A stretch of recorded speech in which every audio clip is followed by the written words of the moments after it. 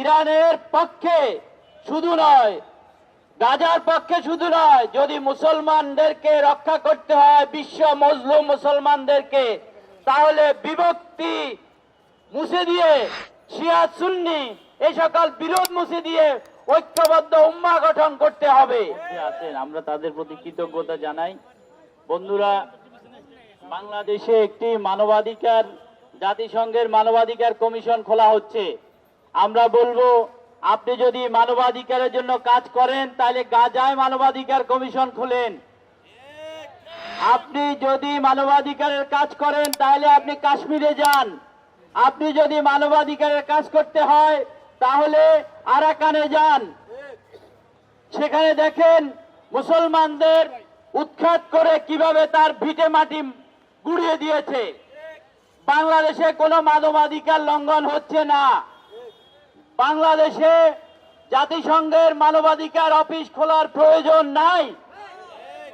আমরা একজন এলজিবিটি সমকামীকে জাতিসংঘের দূত হিসেবে বাংলাদেশে চাই না, চাই না, চাই না।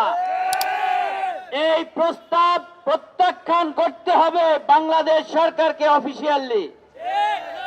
আমরা আজকের এই সমাবেশ থেকে বলবো, ইরানের পক্ষে শুধু নয়, গাজার পক্ষে শুধু নয়, যদি মুসলমানদেরকে রক্ষা করতে হয়, বিশ্ব মজলুম মুসলমানদেরকে, তাহলে বিভক্তি মুছে দিয়ে, শিয়া সুন্নি এই সকল বিরোধ মুছে দিয়ে ঐক্যবদ্ধ উম্মাহ গঠন করতে হবে।